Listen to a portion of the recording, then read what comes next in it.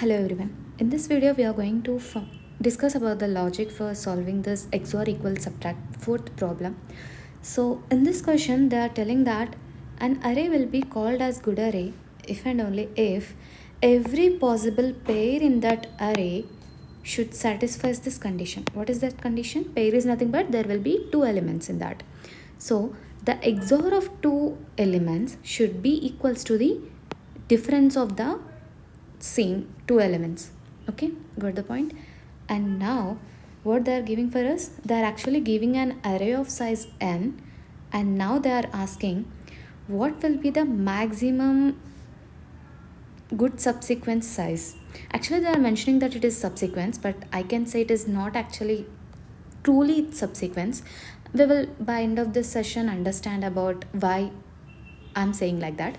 Okay, so they're simply giving an array. So in that array n number of elements will be there.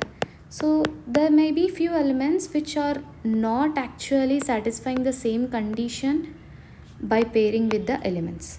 So what we will do, we can simply remove those elements from out of the array. So we just need to keep the elements which are actually satisfying this condition, right?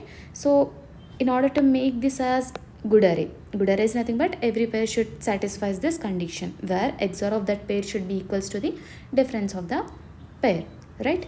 So what will be the size of the good array? That what we prepared according to these conditions. Okay, let's take an example. So 3, 11, 4, 11, 15 that I took. I need your observation here. So for that reason I'm taking the first and second element. So we need to do XOR, right? Okay, so let's take what is the binary representation of this 3? 00 and 11, right? So 11 representation, if I try to keep two powers here, it will be simple for you to understand. Yes, so here it will come, and yes, so this will be the my 11 binary representation.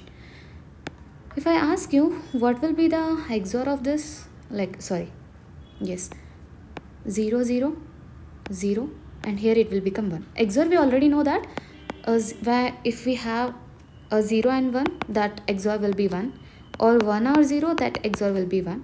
If we have 1 1, or I can say 0 0, that XOR will be 0 only, right? And this is the XOR that we got, right? And what is the difference in between this? I can say absolute difference. Okay, so the difference is 8. If you take a look at this, the set bit present in this XOR at where? At the position 8. See, the XOR and the difference actually same, right? So how is this possible? So wherever if you see 1 1 is present, in 11 also 1 1 is present. That made this XOR to get zeros at this position, right? So can I say this 3 binary representation is actually subset of this 11 binary representation? Subset we already know, right? If we take two sets, for example, this is my set B and this is my set A. Can I say this set B is a actual subset of A, where A is my superset and B is my subset, right? If you take a look in this binary representation as well, wherever the set bits are present, how many set bits are present in 3? 2 set bits. Where these are present? At position 1 and 2, right? And at the same position only in 11 also those set bits are present. So can I say that this 3 is actually subset of 11 if I try to convert them in a binary representation? Yes, of course. So that is what causing zeros here, and wherever set bits are not there, that are coming actually, and those are equals to this difference, right? So if array want to become a good array, the all possible pairs, I can say, should be a superset. One should be a superset and another one should be a subset, right? So let's consider if I have elements of n, for example, if in this array there will be one element and remaining element should be subset of this element, Can I say it as maximum element? For example, if it is acting as a superset, definitely it should be a maximum element, right? Yes. So if I have subsets of this superset, then definitely it would be a good array for me, right? So as of now you got the point. So, and if you make a thing here, every time the superset will be a bigger one than the subsets. That's how the subset thing will work, right? So for that reason, I'm trying to convert this elements to sorting situation. So what I will simply do, I will try to sort this array in order to find the maximum one, because if I try to compare these two elements, I will just simply see whether it is subset or not by checking this condition simply, right? So for that reason I'm trying to sort this array, and this is my sorting array. Okay, so what I will simply do now, I will try to maintain a pre-computation array, so I can say dp array. So where this array represents that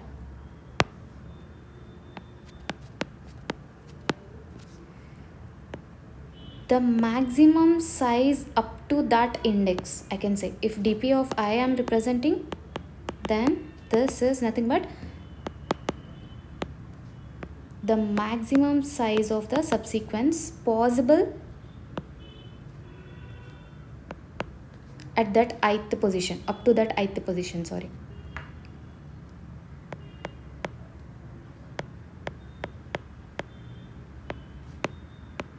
So this is what I'm trying to store in this db.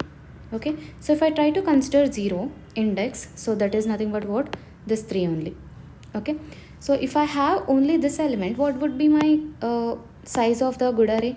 If I have only this 3 in my array, see what is the condition, I should be less than j, and here only 0, at 0th index only I have element. So if I consider this I, there is no j, right? So here this condition is not violating. So in order to take the XOR and difference as well, there is no other pair. So can I say this will be my good array and size will be 1 only, because it is not actually violating the rule and condition as well, right?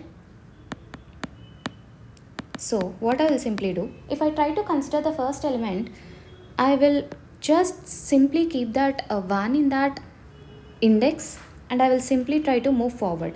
Okay, so next, as of now I just took this 3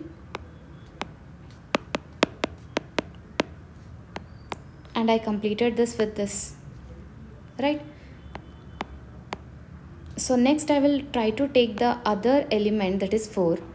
This is the another possible pair I can say.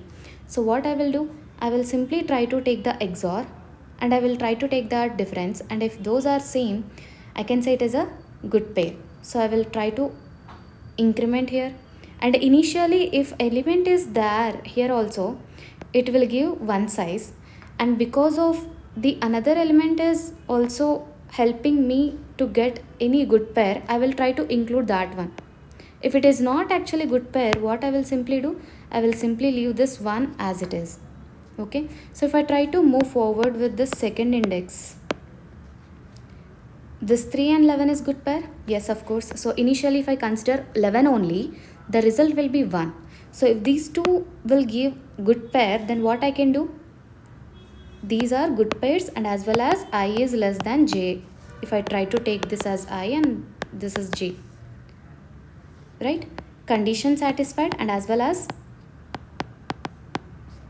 this condition also satisfied.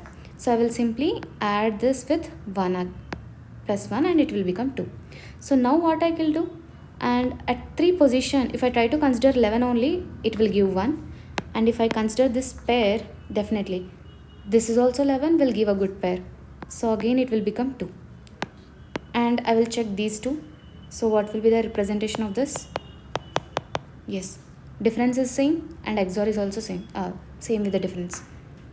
So what I will simply do, initially the 15 if I consider 1, and it is making good pair with this 3, so it will become 2 now. So whatever the process that I made on with this 3 to each and every element by making a call, I will try to implement the same thing with this 4 as well. So 4 with 3, is there any thing? No. Good pair is no, right? So I need not to update this. And here 4 with this 4, it is actually satisfying the condition, but it is not satisfied this I should be less than j condition. So here also I'm not going to increment it. So at 11, this 4 to 11, no, actually it is not a good pair. So with 4 with this 11 also, and this 4 with this, it is actually good pair, right? So it will be incremented with 3.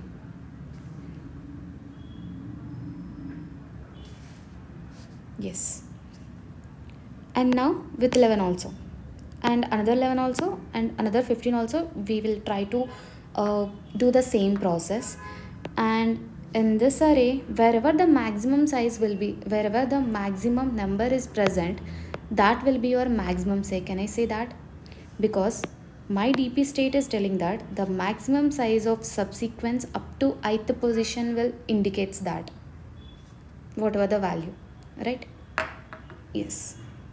So the time complexity for this, in order to generate each and every pair, definitely it will take n square, and for each and every test case it will take n square into t, right? While we are updating this DP, if I try to make an answer array which is updating on that maximum value that I'm getting at each time, while updating the DP only, if I try to get a maximum value in n square only I will get, right? So the time complexity for this problem will be t into n square, and as of now in the problem constraints t up to 100 and n up to 100 as well. So at max 10 power 6, which is completely acceptable, and as well as space complexity will be size of this DP, so that is n. Yes.